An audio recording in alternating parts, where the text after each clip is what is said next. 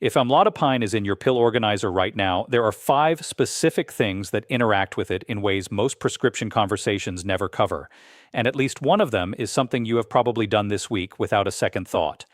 I'm Dr. Omer. As a physician, my work is grounded in evidence, critical thinking, and a careful evaluation of facts. I believe in explaining complex issues by examining the available data, verified sources, and the broader context rather than speculation. Today, I want to walk you through what's really happening here, why it matters, and how the evidence helps us understand the bigger picture. Not because anyone is hiding this information, but because the appointment where amlodipine was prescribed covered the dose, the purpose, and perhaps one common side effect, then moved on to the next item on a list that was already running short on time. What did not get covered is what happens when amlodipine meets a piece of fruit, a missed week of doses, a long queue at the post office, a tablet for a sore knee, or a decision made quietly at home to simply stop taking it. Each of these 5 things individually sounds completely unrelated to a blood pressure medication. Together, they are responsible for a significant proportion of the amlodipine-related complications I see in adults over 60. Amlodipine is one of the most commonly prescribed antihypertensive medications in the world. It is a calcium channel blocker that relaxes the smooth muscle in arterial walls, reducing the resistance against which the heart pumps. It is effective, well-studied, and generally well-tolerated. But its mechanism, relaxing arterial smooth muscle through calcium channel blockade, interacts with specific substances, behaviors, and decisions in ways that are predictable, documented, and almost never discussed at the point of prescription. Research reviewing amlodipine-related adverse events has found that a significant proportion were not due to the medication itself behaving unexpectedly, but to one of 5 specific factors that altered how the medication behaved in that particular person on that particular day. Before we continue, I want to be clear. Do not stop, reduce, or change your amlodipine dose based on what I share here without first speaking to your prescribing doctor. Everything I describe is information to bring to your next appointment, not a decision to make independently. I am going to walk you through 5 specific things to avoid, the mechanism behind each one, and what to do instead. Stay with me through all 5 because the 5th one connects directly back to the first 4, and understanding it changes how you think about all of them. I want to tell you about a patient I will call Reginald. He was 75, a retired postal worker, a creature of habit, proud of his routines. He had been on amlodipine for just over a year. Over a period of about 10 days, several things happened that seemed completely unrelated to him at the time. We will come back to Reginald throughout, because by the time he came to see me, 3 of the 5 things I am about to describe had all occurred within the same short window. And together they had produced a blood pressure reading that frightened him and a hospital visit that was, in the end, entirely avoidable. Before I go through them, I want you to notice something. None of these 5 things, on their own, sound dramatic.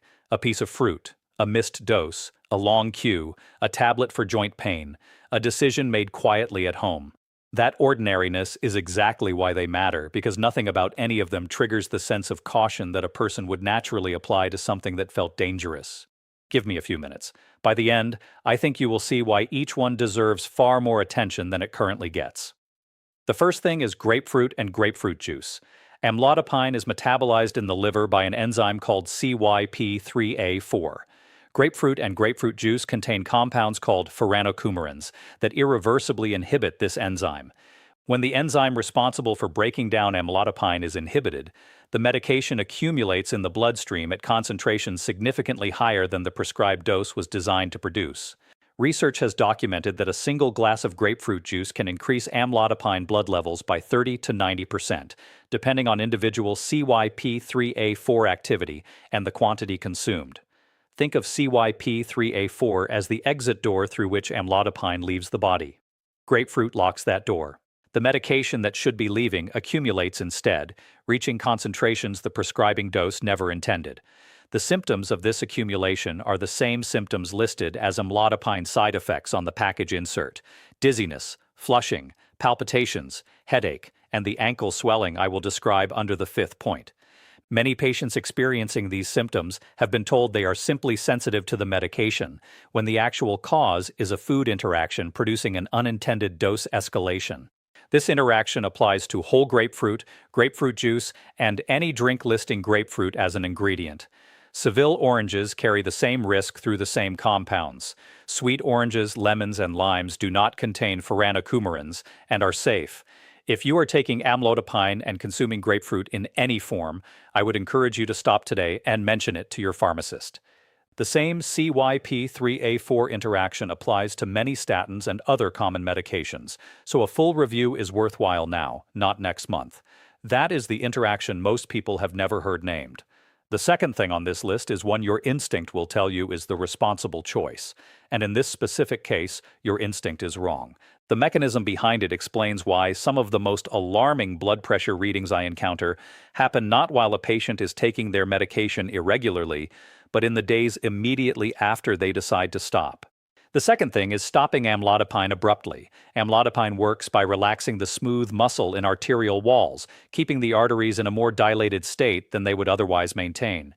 Over months of consistent use, the arterial smooth muscle adapts to this chronic dilation. When amlodipine is stopped abruptly, whether due to a side effect, a personal decision to try without medication, or simply running out and not refilling promptly, the arterial smooth muscle does not immediately return to its pre-treatment baseline tone. Instead, in a proportion of patients, it responds with rebound vasoconstriction, a constrictive response that can temporarily overshoot the pretreatment baseline, producing a blood pressure surge that is higher than the blood pressure the person had before ever starting the medication. Think of arterial smooth muscle on amlodipine like a spring that has been held in an extended position for months. Release the tension suddenly, and the spring does not simply return to its original length. It can overshoot, contracting more tightly than its original resting state before settling back. The blood pressure surge from abrupt amlodipine discontinuation can occur within 24 to 48 hours of the missed doses, and in adults with existing cardiovascular disease, this surge carries genuine stroke and cardiac event risk during the rebound window. If amlodipine needs to be stopped for any reason, a side effect, a planned medication change, anything, that decision should involve your prescribing doctor, who can advise whether a tapering approach or an immediate substitute medication is appropriate. Never simply stop and wait to see what happens. The window of seeing what happens is exactly when the rebound risk is highest. The third thing is standing motionless for long periods. This is the one most people have never connected to their medication at all. Amlodipine's vasodilatory effect is not uniform across the circulation. It preferentially dilates the small arteries feeding the capillary beds in the lower limbs more than it dilates the veins draining them. Standing still in a queue at a church service, at a long checkout line, or working in the garden without moving the legs relies on the skeletal muscle pump in the calves to assist venous return from the legs back to the heart. Walking activates this pump with every step. Standing motionless does not. Combine amlodipine's preferential arterial dilation with the absence of the calf muscle pump, and blood pools in the lower limbs more readily than it would in someone not taking the medication. The consequences are twofold. First, dependent edema, ankle and foot swelling that worsens specifically after periods of prolonged standing, distinct from the swelling that occurs simply from the medication's baseline effect. Second, and more seriously, in susceptible adults, particularly those who are also dehydrated, on other blood pressure medications, or prone to orthostatic changes, the combination of pooled blood in the legs and a sudden change in position can produce a transient drop in blood pressure significant enough to cause lightheadedness or fainting. Think of the circulation on amlodipine during prolonged standing like a dam, where the inflow has been widened, but the outflow pump has been switched off. Blood accumulates behind the dam. When the pump suddenly switches back on with a change in position, the redistribution can be abrupt enough to produce a momentary drop in the pressure reaching the brain. If you know you will be standing for an extended period, a long queue, a service, sustained gardening, shift your weight periodically, flex your calves, or take a few steps every few minutes. This activates the calf muscle pump and prevents pooling from accumulating to the point where a position change becomes destabilizing. If you do need to move suddenly after prolonged standing, pause for a moment with your hand on something stable before walking. That brief pause gives the circulation time to redistribute before the demands of movement begin. Have you ever felt lightheaded after standing for a long time and then suddenly moving? The fourth thing operates through a completely different mechanism from anything I have described so far. Not an enzyme, not a rebound, not a circulation effect, but a direct chemical interference with the medication's core action, and it is sitting in almost every medicine cabinet in the world. The fourth thing is regular NSAID use. Ibuprofen and naproxen, taken regularly for joint pain, back pain, or general aches, interfere with amlodipine through a mechanism distinct from the kidney and potassium concerns that apply to ACE inhibitors and ARBs. NSAIDs work by inhibiting prostaglandin synthesis. Prostaglandins perform multiple functions in the body, including a role in kidney sodium handling and in maintaining the vasodilation that blood pressure medications are working to achieve. When prostaglandin synthesis is inhibited by regular NSAID use, the kidneys retain more sodium and water than they otherwise would, directly counteracting amlodipine's blood pressure lowering effect.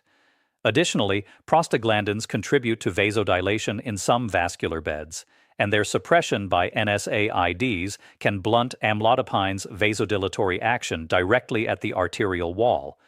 Research has consistently found that regular NSAID use measurably reduces the effectiveness of most classes of blood pressure medication, with calcium channel blockers like amlodipine among those affected, though generally to a lesser degree than ACE inhibitors and ARBs. The practical consequence is this: a patient on a stable amlodipine dose who begins taking ibuprofen regularly for a new joint complaint may find their blood pressure readings creeping upward over the following weeks and may never connect the change to the over-the-counter tablets they have been taking for their knee. Think of amlodipine's blood pressure effect like water flowing through a pipe that has been widened. Regular NSAID use is like a valve partially closing downstream. The pipe is still widened, but the flow through the system is being constrained by something the original widening did not account for. If you need regular pain relief and are on amlodipine, paracetamol is the first-line alternative that does not carry this interaction.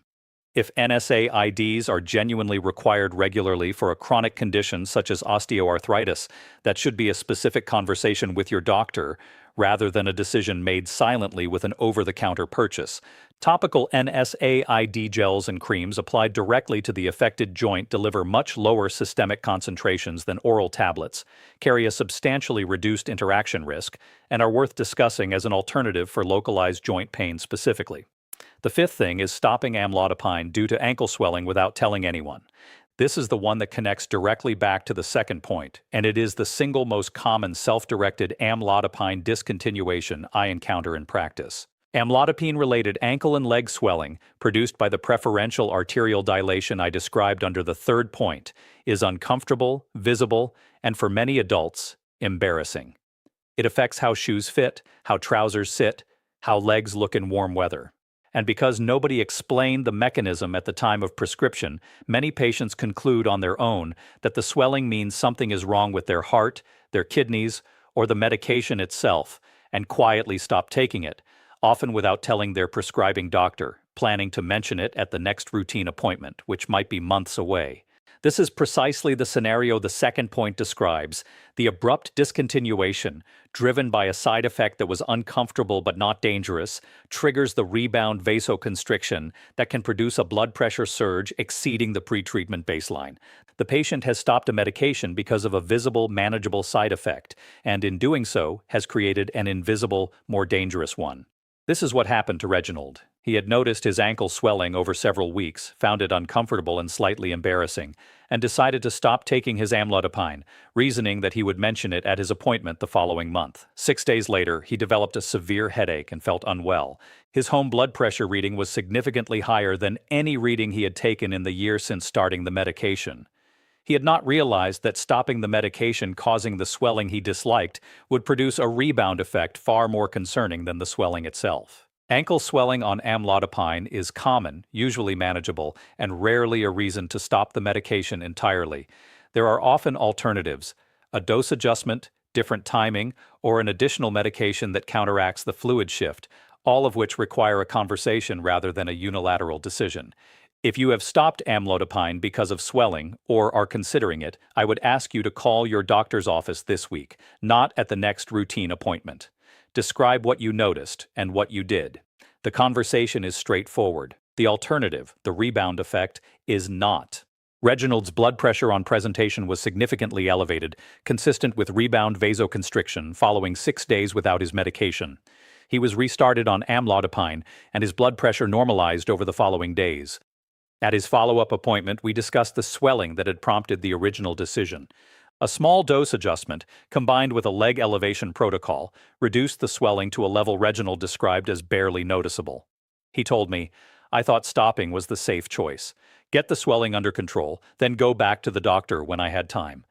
I did not know that stopping was the thing that was actually dangerous. The swelling I could see. The other thing I could not. 5 things. A piece of fruit. A missed week of doses treated as a pause rather than a medical decision. A long queue navigated the same way it always has been. A tablet for a sore knee taken without a second thought. And a side effect that seemed like a reason to stop rather than a reason to call. None of these 5 things look dangerous in the moment. Each one is the kind of decision most adults make multiple times without ever considering their blood pressure medication. Amlodipine works by changing how your arteries behave, gradually, continuously, every day it is in your system. These 5 things are the 5 ways that gradual continuous relationship gets disrupted without anyone noticing, until the disruption becomes a symptom. None of them require you to be more cautious in general. They require you to know these 5 specific things. Now you do. One final detail. If you are due to have any medical procedure, including dental work, that may involve fasting or a change to your normal eating and medication routine, ask specifically how your amlodipine should be managed on that day. Fasting changes hydration status, and combined with amlodipine's vasodilation, it can increase the risk of the lightheadedness I described under the 3rd point, particularly if the procedure also involves sitting or lying still for an extended period, followed by standing.